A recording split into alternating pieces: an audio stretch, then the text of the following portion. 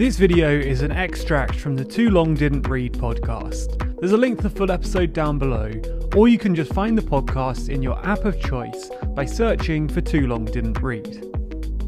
So at the end of last week, Amber Rudd was set to speak at the Oxford Union, and her talk was cancelled just half an hour before it was set to start. She was invited by the UN Women Oxford UK Society. There's a lot of words in that title. But just half an hour before they cancelled it after a vote of their committee, and apparently she was pulled because of her role within the Windrush scandal. Apparently the group were encouraged by the UN Women's Group, like the larger organisation, encouraged them not to invite Rudd ahead of time because of the risk and conflict it might cause. They obviously went ahead and upset Amber Rudd and a lot of people on the internet, with Amber Rudd tweeting afterwards, badly judged and rude of some students last night at Oxford to decide to no platform me 30 minutes before an event I've been invited to encourage young women in politics. They should stop hiding and start engaging. Oxford University responded saying that they strongly disapprove of the decision made by the UN Women Oxford UK Society to disinvite Amber Rudd after she'd been asked to speak. Oxford is committed to freedom of speech and opposes no platforming. We'll be taking steps to ensure this situation doesn't happen in future. While I'm continuing quoting and not letting Ben speak, I'm just going to finish all my quotes. Education Secretary Gavin Williamson said on Friday the government would step in if universities fail to defend free speech. And Tom Watson, the former Labour leader, tweeted, "If you're trying to silence Amber Rudd, you are really being anti-democratic." Yeah. So this is part of a wider debate, obviously. We can discuss, if you want, the specifics of Amber Rudd's situation. But it's part of a larger debate about the climate on campuses, about freedom of speech, about people being no platformed and uninvited and not invited in the first place because of their political allegiances and that of people on university campuses. So what are your thoughts on the issue? I suppose the conversation here is naturally going to go towards no platforming generally. Yeah. The thing that immediately struck me was that the Oxford Union have invited some incredibly controversial figures to speak. I'm talking Tommy Robinson has been at the Oxford Union. Katie Hopkins has spoken at the Oxford Union. They were allowed to speak, but I suppose it's a different thing, isn't it? Because they're the Oxford Union who've invited those, whereas this is a society. So I don't know.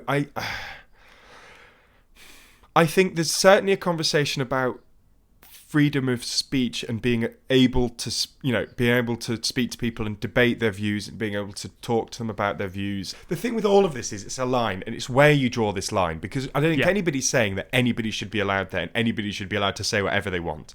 It's the same argument you have with anything to do with freedom of speech, is that there's no you can't take the ultimate line on either way with freedom of speech, because if you go all the way one way, you're saying that there's no freedom of speech. But if you go all the way the other, you've got to allow some truly despicable people to voice their truly despicable views.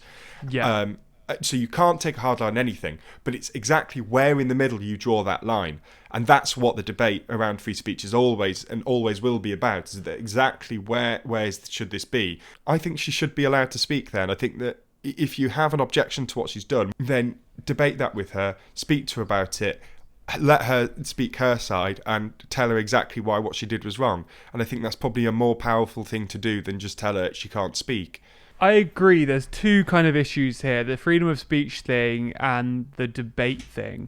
So I think I completely agree with pretty much everything you've said on the freedom of speech issue, that there is a line to be drawn somewhere, but ultimately most people should be allowed to voice their opinions on stuff. But that is different if you're in this is a private society, basically. It's not a large scale event that she's being deprived of a platform on. This is a small event that she was invited to, and I completely agree that doing it 30 minutes before, even if you think she shouldn't have been invited in the first place, isn't the greatest look for the society. But the point is, I think, that they are a private society, and if they wanted to invite her, they can. If they didn't want to invite her, they didn't have to. No, absolutely, yeah. And I think especially when you come with someone like Amber Rudd, who's got such a profile, she didn't need this society to invite her to get her voice heard. especially because it's not the union itself, it is just a society. I think they've got every right not to invite her. I think the timing of it is very poor, and I think generally people should be allowed to discuss and debate their opinions, but I think in a private environment, if you don't want to invite them, you don't have to. But then I think you get onto what you were saying about debating, and I think that's pretty much always more powerful than shutting someone down and having a debate with them. So I think ultimately the biggest loser out of this is the people involved in the society and the people in that kind of environment, because I think they gain a lot more and they'd learn a lot more by actually engaging with her rather than shutting her out. And I agree there's a line there, and I think personally, engaging and debating with someone maybe like Tommy Robinson maybe has less value because I don't know what debate or discussion there is there. No. Whereas with someone like Amber Rudd, as much as you might dislike her policies, it's way better to spend the time debating her and discussing with her rather than shutting her out and shutting down debate. I don't know why they didn't make that decision earlier. Like, no. Was there not? Because I think what they said was they had a vote in their committee. Yes. So why hadn't they voted on it already?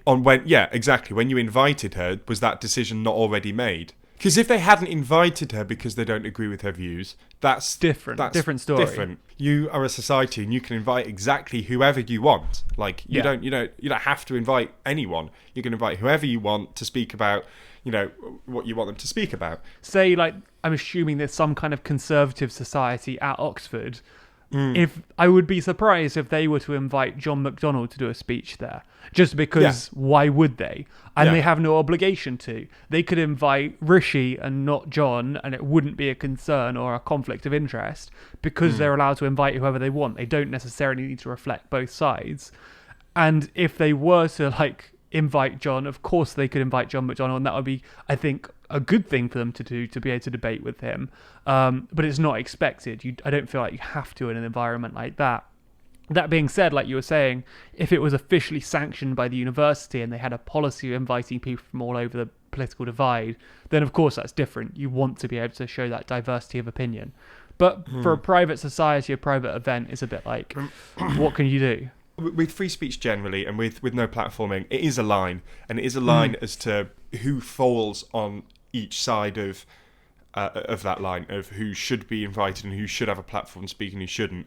And I think everybody's going to have a slightly different line at which they draw. Some people will draw that further than others, some people won't.